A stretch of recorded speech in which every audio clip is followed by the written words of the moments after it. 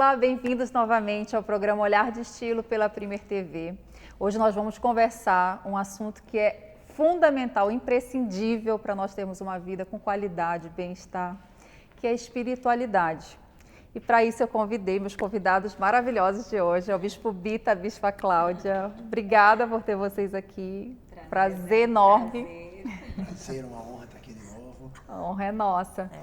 Vamos conversar, nesse período agora de pandemia, a gente tem visto que está atípico, né? Inclusive uma mensagem que eu recebi no meu Instagram pessoal era como iria ficar nossa identidade, isso daí vai ser até um tema para um café, como vai ficar nossa identidade pós-pandemia. Aí eu gravei a respeito disso, mas eu queria conversar com vocês nesse movimento, o que as pessoas, como é que elas podem trabalhar essa espiritualidade, que não é a religião necessariamente, né? Que às vezes as pessoas têm um bloqueio achando que é algo que alguém um dia falou, né? Colocou um rótulo e às vezes ela tem um bloqueio e ela nem sabe por que ela tem um bloqueio.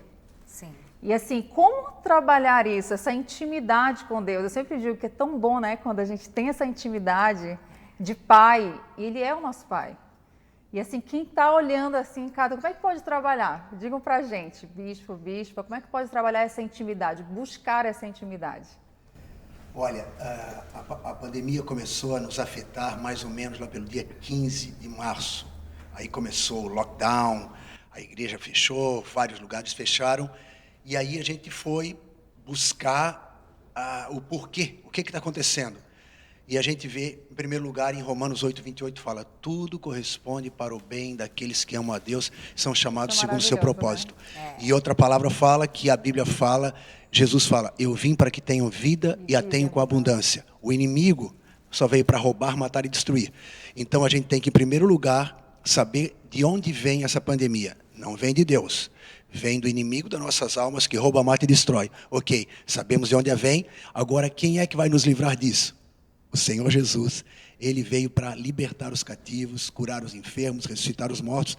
Então, é Ele que está operando para nos tirar. É uma batalha espiritual e a pandemia veio por razões de que o homem manuseou animais, veio um vírus que não era para estar ali. Aí tem uma razão bíblica, lá no Jardim do Éden: maldita é a terra por tua causa, Adão. Então a terra produz coisas ruins, produz cardos e abrolhos e coisas venenosas, então aí veio. Então é uma questão, não foi Deus o autor. Deus é o autor de toda a boa dádiva, todo o perfeito, tudo que é bom vem dele. Então nisso, agora houve o lockdown. Ainda estamos em quarentena, afastamento social, tudo corresponde para o bem dos que amam a Deus. Muita gente teve que parar, reavaliar sua vida, reavaliar seus valores e ver: sem Deus eu não sou nada. Eu achava que era tudo, de repente veio um vírus microscópico e me deixou sem poder trabalhar, sem poder ir para a igreja, sem poder meu filho para a escola, sem poder, fechou tudo. Então, quão frágil eu sou. Eu preciso de um Deus. Eu preciso de um poder superior. Eu preciso de Jesus. Eu preciso de ajuda. Muita gente teve um encontro com Deus nessa pandemia. Muita gente teve a oportunidade de parar, como a gente já conversou aqui antes. Voltar. De parar, voltar e reavaliar tudo. Então, tudo corresponde para o bem dos que amam a Deus. Não foi Ele que botou? Não. Mas aconteceu? Aconteceu. Está acontecendo? Então, vamos aproveitar o lado bom. Vamos crescer espiritualmente, vamos ler a Bíblia, vamos ter chance de ir na internet procurar mensagens, estudos bíblicos. A gente faz live praticamente todo dia, as pessoas estão acessando, a igreja voltou a funcionar e nós cremos que Deus está no controle. Ele não nos colocou, mas Ele vai nos tirar dessa pandemia. E esse versículo eu amo. Todas as coisas cooperam para o bem daqueles que amam a Deus, né? E quando a gente, acontece alguma coisa, Deus tem um propósito. E como é que eu vou me mover e vou reagir diante dessa situação, seja ela qual for, né? A gente está com essa situação pontual, mas seja independente de qual for. Tudo tem um propósito, tudo tem um porquê. E quando a gente se coloca a essa disposição, né? Aí entra essa vontade e necessidade de estar realmente cada vez mais com intimidade, buscando e ter essa relação de pai. Eu acho que isso é o princípio de tudo. Quando a gente vê, não é... A gente ouve muitas histórias a respeito de Deus, mas quando a gente entende, acho que essa relação da paternidade, do amor dele, aí cai por terra, né? Aquela justiça própria, que maldito o homem confia no próprio braço, né? Na força do próprio braço. Não, é Deus. Acabou tudo, mas ele que nos se sustenta. colocando nos braços dele, crendo que ele vai nos curar, que ele vai nos ajudar, que ele vai nos levantar. Então, você que está nos vendo, é justamente isso que você precisa. Se colocar nos braços de Deus e descansar o seu coração. Acreditar que ele vai lhe ajudar em todo o tempo. Então, isso muda uma história. Quando você se entrega para Cristo, entrega o seu coração para Deus, ele toma conta da sua vida. E com certeza ele transforma os teus caminhos. E tem um versículo também que eu gosto muito que fala que vocês não recebem porque vocês não pedem, né? E quando pedem, não sabem pedir. Então, olha só, às vezes as pessoas... E isso daí é uma revelação pessoal mesmo, assim, diversas situações de conquistas. Eu estava falando antes de começar o programa que eu estou com um treinamento novo, que é o Saia da Terra do Nunca. E nesse Saia da Terra do Nunca, às vezes a Terra do Nunca é aquele momento que nós tivemos um alvo bem alto e que nós lutamos, nós tivemos um tempo para alcançar, alcançamos. Aí é como se eu dissesse, ai, pronto, é aquela zona de segurança. Já tá bom. Enquanto que quantas vezes a gente perde a oportunidade de estar vivendo essa vida de abundância, porque ela está ao nosso dispor. Aí a gente colocou aquele alvo, não é aquele alvo, então já alcancei aquele alvo, tá bom. Não, é pedir essa comunhão, e é pedir, né, essa intimidade. Porque Deus tem muito mais. Exatamente. Então, quando às vezes a gente alcança isso que tu falasse, esse é o meu auge, não, Deus tem muito mais para cada um de nós. A Bíblia diz, nunca diga que os dias passados foram melhores. Eles foram bons, mas é como experiência para você ficar melhor ainda, para ter dias melhores ainda daqui para frente. É verdade. Então, não dá para a gente se acomodar. Se foi bom, lá na frente tem que ficar melhor. Não, e a gente está passando um período como se fosse deserto, né? Então, assim, saiu da Terra Prometida, saiu do Egito, saiu da escravidão, saiu daquela dor. Aí, ok, saí daquilo, estou no deserto. Só que o deserto não é o nosso lugar. Sim. A gente está de passagem ali, né? É por aquelas situações. E a gente tem que ter o alvo realmente na Terra Prometida. O que seria a Terra Prometida? Esse estado de abundância, que é a vida plena, foi para isso, né, que Jesus veio. E assim, a gente tem que ver que vida plena não é o ter, é o ser. Exatamente. Então, nesse período de pandemia, a gente tem que analisar o coração e saber que nós podemos ter mais de Deus. Como? Buscando a presença dEle, buscando ler a palavra, buscando se informar quem é Deus, quem é Jesus na sua vida e na sua história. Ele mudou a contagem dos anos, antes de Cristo e depois de Cristo. Ele pode mudar a sua contagem também, a sua linha do tempo. Ele pode se transformar. A gente foi transformado, nós fomos transformados por Jesus, né, Beijo? E pegando, como tu falasse ali, falasse deserto, terra prometida, paternidade, Jesus fala assim através da sua palavra em Romanos: não vos tenho dado espírito de escravidão para viveres outra vez amedrontados, mas tenho-vos dado espírito de adoção, pelo qual clamamos Abba, Pai. E Abba no hebraico é como paizinho, pai de amor, algo muito íntimo. E nessa pandemia, muita gente tem aprendido a cultivar a intimidade com Deus. Ele teve tempo de parar, foi obrigado a parar e ter tempo para adorar a Deus na sua casa, ter o seu devocional pessoal, coisa que muita gente, por causa da loucura, da correria, do dia a dia, deixou assim. para depois. E aí, quando chega em casa cansado e vai adiando, e agora nós temos mais tempo de estar cultivando essa amizade. Jesus falou: eu e o Pai, nós temos vocês nas nossas mãos, e das nossas mãos ninguém vai tirá-los. E aí, quando você vai para a palavra, você vê que a última pessoa a ouvir a voz de Deus audível foi o apóstolo Paulo na estrada de Damasco. Depois disso, a Bíblia fala claramente, Deus fala agora ao nosso coração. É aquele cessio tranquilo e suave que Elias ouviu, não no terremoto, não no fogo, não no vento, mas o cessio tranquilo e suave. Deus falando ao nosso coração naquela maneira gostosa que é a voz de Deus. Né? João, na última ceia, colocou o peito, a cabeça no peito de Jesus, e só ele sabia quem era o traidor. Jesus falou para só João escutar. João significa graça. E João declara 5 vezes o seu evangelho ao discípulo que Jesus amava. Sim. É o amor de Deus, é a graça incrível. de Deus, é a bondade de Deus, sem justiça própria, crendo que Ele nos justifica. Exatamente. E o que a gente estava conversando também antes do programa, é essa associação, foi o que a bispa falou, do ser. Quando a gente fala em prosperidade, não é apenas uma prosperidade material. O que seria essa prosperidade? É todo dia crescer, é todo dia evoluir e se desconstruir. É isso que eu acho maravilhoso. Esse processo que a gente vai se desconstruir. Exatamente. E se enche de Deus. Exatamente, né? Mas a prosperidade, o bispo pode até falar agora, para quem está nos vendo, essa importância, né, de buscar a Deus. Quando a gente se coloca nessa condição, isso você pode pegar qualquer best-seller de pessoas muito prósperas, como Napoleão Hill e outros. Sempre um dos fundamentos que eles colocam do sucesso, da realização deles é Deus. E não é uma espiritualidade abstrata, é Deus. 3 João, capítulo único, versículo 2 fala: faço votos por tua prosperidade e saúde, como é próspera a tua alma.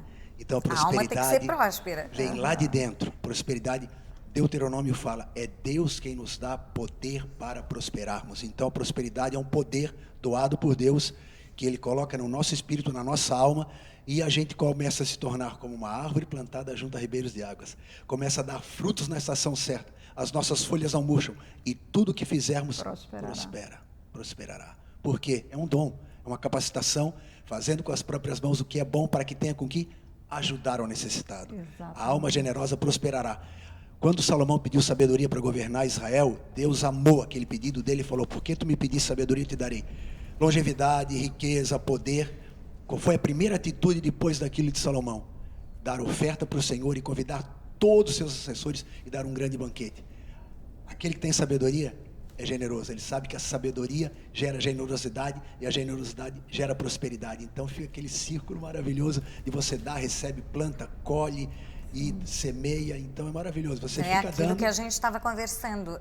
Nós não somos um fim.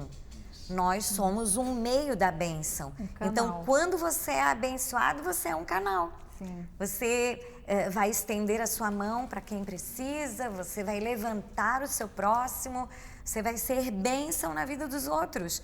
E como que você é bênção se eu não sinto isso dentro de mim? Porque não vem de você, vem de Deus. No momento em que você busca Deus, você é transformado e você começa a jorrar aquela água viva que vem do trono de Deus, começa a jorrar para quem estiver ao seu redor. Então você começa a ser esse canal de bênção na vida das outras pessoas. Interessante, bispo. Semana passada eu estava falando isso, estava falando até com o Vânia. Nos meus tempos de pregadora, eu me lembrei... Ela era pregadora, gente. Eu me lembrei de uma mensagem... Continua uma mensagem que eu tinha ministrado na igreja, que era ser tu uma bênção, que a gente nunca deve pedir para ser abençoado, e sim para sermos uma bênção, assim como Abraão teve essa palavra, Sim. né? E quando nós somos uma bênção, nós somos abençoados e nós temos a capacidade de abençoar. Quando a gente só pede para ser abençoado, é só para nós. Para em nós. E o objetivo de Deus não é parar em nós, é jorrar para os outros. Deus fala: Abraão, eu te abençoarei e tu serás uma bênção. Aí Jesus vem e avaliza essas palavras dizendo: dá e ser-vos-á dado. Boa medida, recalcada, sacudida, transbordante. Ou seja, quanto mais a gente dá para o nosso próximo. Jesus, o nosso exemplo maravilhoso. Última ceia, ele pega uma toalha, coloca no ombro, lava 24 pés. 12 homens têm os pés lavados e ele fala: se eu, sendo Senhor, em outras traduções, Deus e Mestre, fiz isso, façam isso também. O rei que serve, nós viemos para... Ele fala: eu vim para servir e não para ser servido. E pega isso, transformando. Ele estava passando um momento de dor. Sim. Um momento em que ele ia ser entregue, ele sabia o que ia acontecer com ele. Injustiça, E às vezes a crueldade. gente acha que, não, estou passando pela pandemia, então não vou ajudar ninguém, vou ficar na minha, vou ficar em casa. Não é assim. O mundo continua. As pessoas continuam com fome. As pessoas continuam precisando de uma mão amiga. E se nós nos fecharmos, quem vai ajudá-las? Não, e é uma oportunidade que nós perdemos de sermos uma bênção. Sim. Eu sempre falo, assim, todos os meus processos de gente é um pré-requisito para nós sermos pessoas prósperas, sermos pessoas abundantes. nós doarmos e assim, deliberadamente. Às vezes eu sempre vejo assim, às vezes no sinal de trânsito alguém pede para Deus e às vezes Deus fala e a pessoa, não, mas vai beber, vai comprar drogas, vai comprar... Não, dá. Sim. Deliberadamente, porque sempre é incrível, é pagar para ver, é fazer isso, Deus abre uma porta assim, não digo do nada, né? Porque não é do nada, foi aquela semente que foi plantada ajudando alguém. São sementes, a vida é exatamente, semente, né? Uma semeadura. Frutifica. E isso que é maravilhoso, quando a gente fala, não que vou fazer por causa que eu vou ter uma recompensa, não. É trabalhar esse coração generoso, né? É trabalhar isso, porque a gente é abençoado quando a gente faz isso, não porque a gente vai fazer por isso. A dor, quando ela vem, já é para nós superarmos, para sermos um exemplo para os outros. Porque se aconteceu, você vai ter mais força dos céus para combater, para superar. Então, a gente está passando esse período e nós temos que agora, nesse momento de dor, como ele estava falando, Jesus na Santa Ceia, ele lavou os pés dos discípulos, ele chorou, ele sabia a angústia, mas a Bíblia diz que ele cantou um hino. Então, o louvor liberta. Sim. Né? A gente canta, a gente exalta o nome de Jesus na tua dor. Faz isso. Exalte o nome de Jesus. Coloca o louvor dentro da tua casa. Começa a manifestar a glória de Deus dentro da sua vida.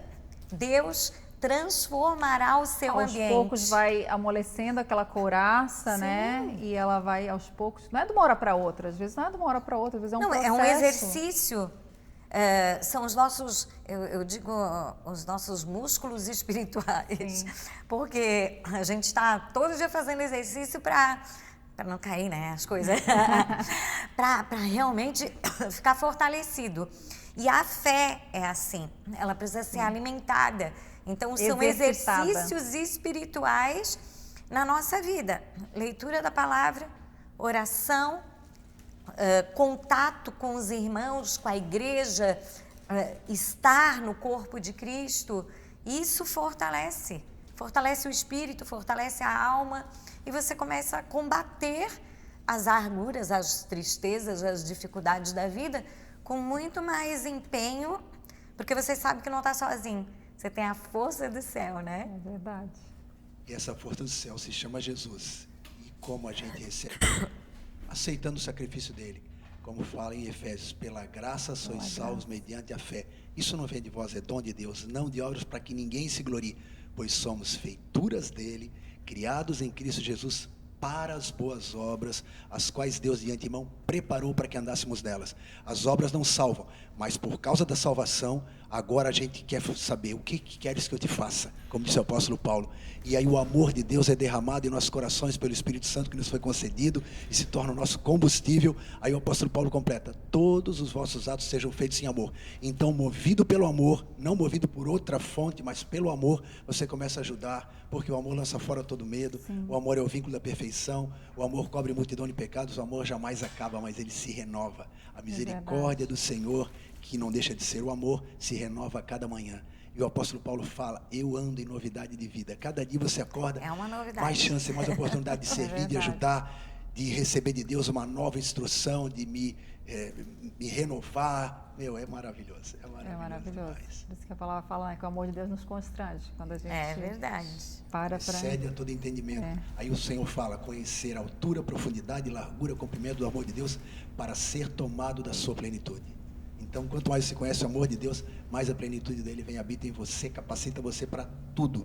Aí o apóstolo Paulo fala: tudo posso naquele que me fortalece. Jesus já havia dito em João capítulo 15: eu sou a videira verdadeira, vós os ramos. Quem está em mim, esse dará muito fruto. Sem mim nada podeis fazer, mas comigo tudo podemos naquele que nos fortalece. Deus é maravilhoso. E assim, e a relação de pai, eu vejo isso, que a gente tem que buscar e se permitir e falar com eles. Você diz: mas daí não é bem assim. Eu sempre digo: paga para ver, paga para ver. Começa a falar, você não acredita, começa a falar, porque Deus sempre responde. Não tem essa. Quando ele sabe, né? Ele sente o coração. E independente do que a pessoa possa ter feito, ter sido, que às vezes tem muito o sentimento de julgamento. E o passado até um auto-julgamento, né? Aí a pessoa, não, eu não sou digno, então eu não posso. Você acha que você não é digno, só que para isso se manifestou o Filho de Deus, é a graça do Senhor. Então, tudo que passou já acabou, é passado, a palavra já fala passado. Hoje é um presente, você tem que desembrulhar esse presente. É Deus na sua vida mudando a sua história e renovando o seu coração. E isso é que é bom. E assim, aquele salmo que eu estava falando para vocês antes, que é o Salmo 25, que surgiu para entregar para uma pessoa, naquele salmo, o salmo de Davi, e Davi, que era um homem, né, que a gente sempre sabe, tinha uma condição que fez dele pecador, homicida, adúltero, um monte de coisa, mas mesmo assim ele era um homem segundo o coração de Deus. Por quê? Porque ele era quebrantado, né? Ele era quebrantado, ele errava, mas é a graça de Deus se manifestando. Que Deus, ele perdoa os nossos pecados passados, presentes e futuros. Jesus veio para isso. E perfeito só ele. Perdoar. Então, ele nos transforma porque nós tendo essa paternidade, essa noção de amor de Deus, do amor do Senhor, nós conseguimos enxergar que Ele é bom e que Ele não veio para nos condenar, Ele veio para nos libertar. Sim. Então isso é maravilhoso, saber que Deus nos perdoa. E que é só a gente pensar num filho, né? Quem é pai, quem é mãe, só pensar na relação com o filho, verdade. Independente do que ele faça, né?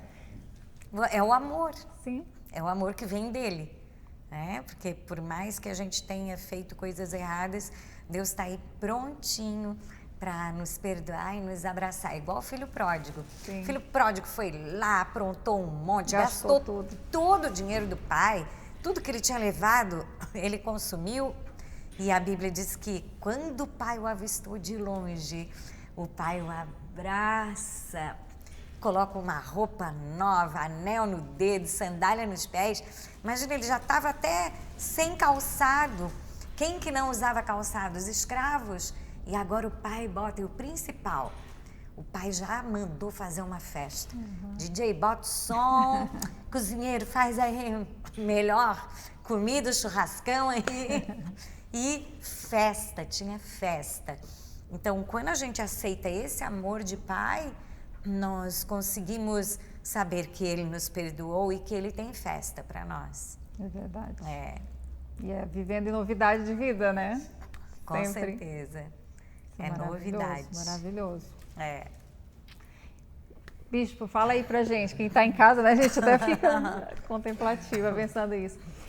Quem está em casa, que tem sentido esse mover, porque eu sei que muitos têm sentido, esse direcionamento, o que essa pessoa ela pode fazer para se aproximar mais ainda, para começar a cair, sair, rasgar o véu, começar a ter uma visão mais plena? Direto, né? Eu creio que nesse programa você ouviu 3 pessoas falando apaixonada, emocionadamente, entusiasmadamente de Jesus, porque Ele está conosco.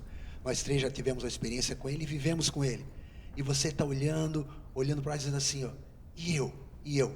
Você pode receber Jesus onde você estiver na sua casa. A palavra de Deus fala, se com a tua boca confessares Jesus como Senhor, e no teu coração creres que Deus o ressuscitou dentre os mortos, serás salvo. Jesus já fez tudo pela graça, sois salvos mediante a fé. Isso não vem de vós, é dom de Deus. Convidar. É só convidar. Jesus para morar dentro do coração. Entra no meu coração, entra na minha vida. Lembra que o ladrão na cruz tinha mais alguns minutos de vida? Ele olhou para Jesus e falou assim, Jesus, lembra-te de mim quando entrares no teu reino. Naquele momento ele confiou em Jesus, ele creu em Jesus e ele disse, lembra-te de mim, ou seja, eu quero estar contigo. Ele convidou Jesus. Jesus olhou para ele e falou assim, ó, ainda hoje te digo, estarás comigo no paraíso. Ou seja, Jesus estava morrendo por ele, ele aceitou, o homem foi salvo. Se ele tivesse tempo e não morresse na cruz, ele desceria e viveria uma vida nova, mas independente, ele não pôde viver uma vida nova, mas ele recebeu um novo coração ali na cruz. E se você confessar Jesus, pedir para ele entrar, ele vai te dar um novo coração, um novo espírito, vai renovar a tua mente, vai fazer que as coisas velhas se passem, tudo se faça novo, e você começa a viver a vida abundante que Jesus prometeu e vai ter a vida eterna. E isso é realmente, a vida abundante é isso. essa certeza. alegria não é uma abundância só de não ter escassez financeira, né? Não, Como- é a alegria no meio da dor, no meio da pandemia, no meio da dificuldade. E muitas pessoas ter essa prosperando força. nessa época. Sim, Muita sim. gente prosperando. E Nós tivemos vários testemunhos de pessoas que eu telefonei, mas como assim? Dentro de casa, a pessoa trancada. E Deus abençoando. sim, Então, são coisas que Deus faz, né? Deus fez na nossa vida. Há muitos anos, nós entregamos a nossa vida para Jesus, eu primeiro, depois ele. eu pensei que tivesse sido... Não, eu primeiro fui num retiro da Igreja Católica, o Emaús, e lá eu tive um super encontro com Cristo e fui totalmente transformada. Só que eu já tinha namorado ele. Ficado com ele várias vezes, né? E o que aconteceu? Naquele dia, eu disse para Deus, a partir de hoje, eu só vou namorar o cara que for assim, escolhido. muito teu, muito teu. E eu usava droga, aprontava um monte. E a partir daquele dia eu mudei completamente de vida. Mas eu comecei a orar. Jesus, eu quero assim um surfista de olho azul. Comecei a dar as características. E um ano se passou, eu ouvi uma reportagem, porque daí eu parei de ir nas praias que ele ia, parei de ir nos bares que ele ia, para não me encontrar com ele, para não cair em tentação. Aí, um ano depois, eu vi uma reportagem no Fantástico, dizendo, eu soube dessa reportagem, dizendo que agora ele era o surfista de Cristo. Então, assim, é para ser meu, né? É o sinal. Então, é para ser meu. E um tempinho depois a gente se encontrou, e daí é que nós fomos para uma igreja evangélica e tal. Mas o testemunho dele é que é assim, muito maravilhoso, porque não teve a mão de um homem. Eu fui abençoada por pessoas para encontrar a Cristo, mas ele não. Ele foi sozinho lendo a Bíblia. Né? Então, bicho, vamos encerrar o nosso programa contando seu testemunho, que realmente é uma bênção. E eu também amei saber o seu. Como a Cláudia falou, ela se converteu em 82, mais ou menos, e nessa época, mais ou menos 81, 82, e nessa época eu estava na pior fase da minha vida. Eu estava muito mal, como ela estava usando droga na época, eu também estava usando. Imagina, morando em Floripa, surfando, tendo tudo a meu favor, eu só queria saber de droga, noitada. E muitas vezes pensei em suicídio. Pensei em suicídio algumas vezes. E aí eu comecei a ficar desesperado, que a minha vida não tinha mais sentido. E eu comecei a ler algumas coisas e tudo foi me levando. As músicas que eu escutava me falavam de mudança de vida. As reportagens que eu lia nas revistas de surf me falavam de mudança de vida. E aí um dia eu estava na minha casa e eu tinha lido uma matéria numa revista de surf que falava que a revista de surf que eu estava lendo era uma revista tão lida no mundo inteiro, uma revista americana, que era considerada a Bíblia do surfista. Eu me lembrei que eu tinha ganho uma Bíblia em 75 no Colégio Catarinense. Agora estamos em 82, 7 anos se passaram e aquela Bíblia eu tentei ler, não entendi nada, ficou ali no meu quarto, numa gaveta, 7 anos. Eu peguei aquela Bíblia, comecei a ler, não entendi nada. De repente meus olhos bateram em João, capítulo 3, versículo 3. A isto respondeu Jesus, necessário vos é nascer de novo. Sigrid, aquilo brilhou como uma luz, dizendo, essa é a luz que vai iluminar a tua vida. Tu não vais precisar mais droga, mais isso, mais aquilo, ou tirar a tua vida, não. E aí, durante um mês eu fiquei pensando naquilo, no dia 7 de julho de 82, surfando na praia do Santinho.